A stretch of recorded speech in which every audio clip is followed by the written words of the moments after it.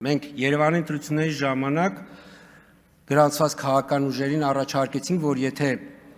ցանկանում են, մենք կարող ենք տրամադրել դասընթացավարներ, որոնք կմոտենան գրանցված կուսակցությունների մատնանշած վայր, իրենց հետ տանելով նյութեր, իրազեկման նյութեր վստահված անձերի համար, կվարեն դասընթացները, կտրամադրեն այդ նյութերը եւ մեզ որևէ տվյալ, այսինքն վստահված անձանց վերաբերյալ որևէ գրացում մեզ պետք չէր։ Մենք ուղղակի նույնիսկ առաջարկել ենք, որ եթե դուք հնարավորություն ունեք, այսինքն տարածքներ, որտեղ որ կարող եք 20-30 հոգանոց խմբեր հավաքել, մենք կարող ենք նույնիսկ տարածքի հարցը լուծել։ Ազգային ժողովի ընտրությունների պարագայում այս մոտեցումը մի փոքր պարտադրված ենք խմբագրել, որովհետև ծավալները ամբողջ հանրապետության տարածքով մենք մեր դասընթացավարների միջոցով ֆիզիկապես չենք կարողանա կազմակերպել, բայց մենք գրանցումից հետո գրանցված քաղաքական ուժերին առաջարկել ենք, որպեսզի իրենք տրամադրեն իրենց դասընթացավարներին։ Եվ միջազգային գործընկերների հետ համագործակցությամբ մենք կկազմակերպենք դասընթացավարների դասընթաց, այդ թվում նաև վերջում որոշակի ստուգարք կիրականացնենք եւ կտանք նաև վկայականներ, որ իրենք դասընթացի անցած տվյալ մասնակիցները կարող են իրականացնել վստահված անձանց դասընթացներ։ Սա այս մոտեցումը մենք ասում ենք ինչու ենք անդադ այսպես ուսուցանում, որովհետև շատ կարևոր է, որպեսզի տեղամասում գործունեություն իրականացնող սուբյեկտները, նկատի ունեմ հանձնաժողովի անդամ, դիտորդ, ԶԼՄ ներկայացուցիչ, վստահված անձ, ովքեր որ որոշակի իրավունքներ եւ պարտականություններ ունեն տեղամասում ընտրությունների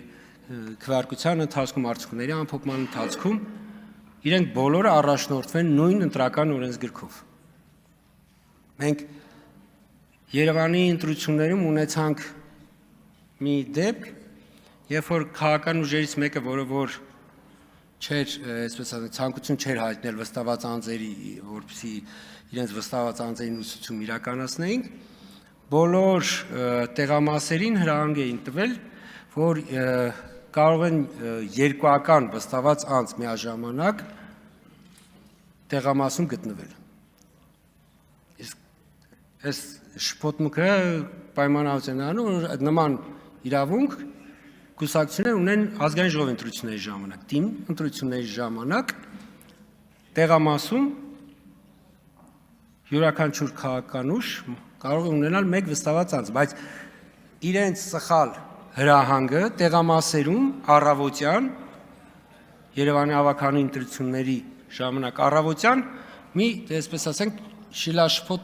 իրավիճակ էր ստեղծվել, որ ուղղակի մեզանից 15 րոպե պահանջեց, որ մինչև այդպես 8:10-15 մինչև այդ քաղաքական ուժի բոլոր վստահված անձերը, որոնք երկուական էին ներկայացել տեղամաս, իրենց արդեն իսկ շտաբից հետ հրահանգ ներկայացնեին, որպեսզի այդ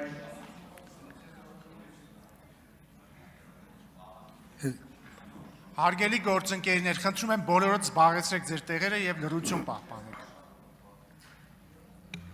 Հարգելի գործընկերներ, հաշվի առնելով այն հանգամանքը, որ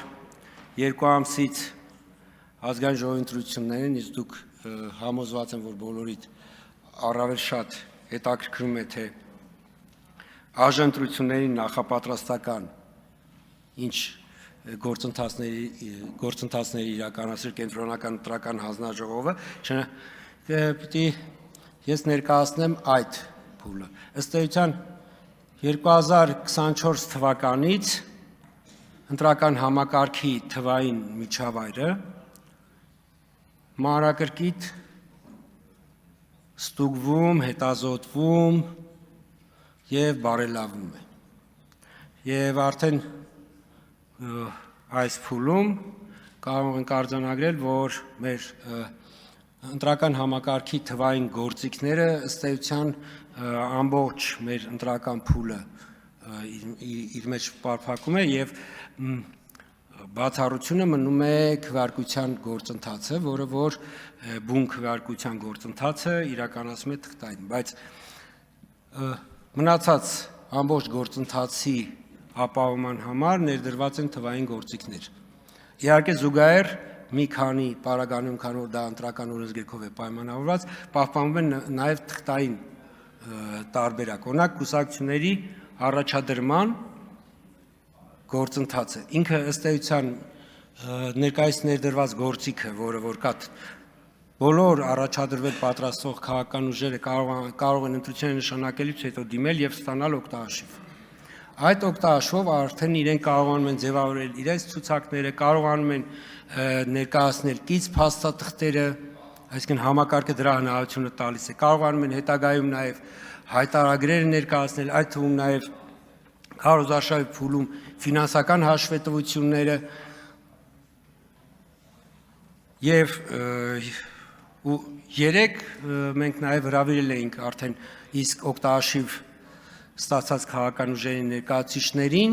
այդ թվում նաև այն քաղաքական ուժերին, որոնք որ դեռ օգտահաշիվ չէին ստացել, բայց կարող էին մտադրություն ունենալ, որպեսզի առավել մանրամասն ծանոթանային այդ գործիքակազմի հետ։ Դիտորդների, զանգվածային լրատվության միջոցների հավատարմագրումը ամբողջությամբ ներկայումս թվային է։ Այսինքն դիտորդներին, ԶԼՄ ներկայացուցիչներին կարիք չկա գալ կենտրոնական ընտրական հանձնաժողով, իրենք request համակարգով իրենց դիմումները գրանցման անհրաժեշտ փաստաթղթերը ներկայացնում են, դրանից հետո գրանցվում են, գրանցումից հետո իրենց կլինի դիտորդներին, թե լրագրողներին, իրենք են մուտք անում տվյալները, համակարգը գրանցում է, դրանից այդ թվում նաև համակարգը հնարավորություն ունի համեմատելու արդյոք օրինակ դիտորդի տվյալները այլ որպես ընտրության մասնակցող սուբյեկտ գրանցված է թե ոչ, օրինակ ԶԼՄ ներկայացուցիչ կամ թեկնածու, իսկ ինքը համակարգը որտեղ չի կարող դիտորդը լինել թեկնածու կամ ԶԼՄ ներկայացուցիչ ԶԼՄ ներկայացուցիչը չի կարող լինել թեկնածու եւ այսպես շարունակ, այսինքն այս համակարգերը ստուգում են եւ նոր միայն գրանցում են, արդեն անհատական գրանցումներն է տեղի ունենում, վկայականները ինքնաշխատ կերպով են գեներացվում,